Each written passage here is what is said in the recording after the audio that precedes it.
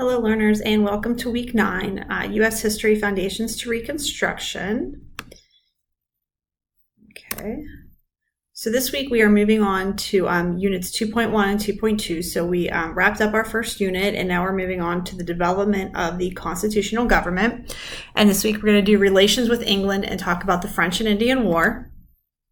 So the big concepts are our relations with England and the French and Indian War. Okay, so I found this little video clip to help explain the French and Indian War a little bit better. So here we go. From the very beginning, colonialism in America meant competition. European countries were eager to gobble up as much land as possible in the New World. Sometimes this competition turned into open warfare, and the French and Indian War is a perfect example of this. Here's a crash course of 5 things about the war to get you up to speed. North America was a big, beautiful place full of endless opportunities, and Great Britain and France each wanted a piece of the action. The British controlled their 13 colonies and were looking to expand west. The French occupied Canada and were looking to expand south. It was inevitable that they'd bump into each other, and that's exactly what happened in the Ohio River Valley, an important trading area with access to the Mississippi River. The French and Indian War marked the debut of 21-year-old George Washington, a lieutenant colonel for the militia in the British colony of Virginia. In 1754, he was ordered to protect a British fort near what is now Pittsburgh.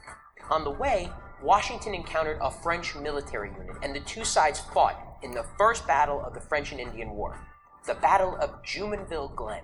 Washington was young, but he was quickly gaining the experience he would need to eventually command the Continental Army. Years of territorial scuffles turned into full-blown declarations of war in 1756. As fighting broke out, the British and French sought allies among the local Native American populations. The French were familiar with many tribes through trade and recruited the Potawatomi, Winnebago, Ojibwa, Mississauga, and the Huron, while the British turned to the Iroquois Confederacy. At first, the French were winning, a lot. They simply had more troops and better supplies than the British Army and drove them back toward the 13 colonies. But the tide turned in 1757 when British Secretary of State William Pitt took control of the war effort. Dreaming of a vast British Empire, he made it his mission to defeat the French in North America, pouring in generous funds to beef up military resources on the ground. The war ended with the French defeat at the Battle of Quebec and the signing of the Treaty of Paris in 1763. The British gained control of Canada and all land east of the Mississippi River. It may seem that the British made out well after all was said and done, but there was a catch.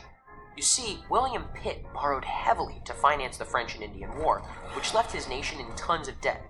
To make up for it, the British taxed American colonists up the wazoo. Americans didn't particularly appreciate this. Years of protests, rallies, town hall meetings, and petitions would eventually lead to the American Revolution and the creation of the United States. The French and Indian War may not have had the glorious battles or fearless heroes of other great conflicts, but it was one of the most consequential wars in American history. It also opened the eyes of a young military leader to the tyranny of the British, a man who would go on to be the first American president. So hopefully you picked up some new information on the French and Indian War there. Okay, so again, going to Google Classroom, we're moving on to the development of the constitutional government. So this is, of course, where you'll find your new launches for the week. The course breakdown again. There we go, moving on to the second unit. Okay, so if you have any questions or concerns, please reach out to me. Also, please remember that this upcoming Thursday, October 18th, is the family engagement night. We're going to have games and prizes and food and lots of fun things.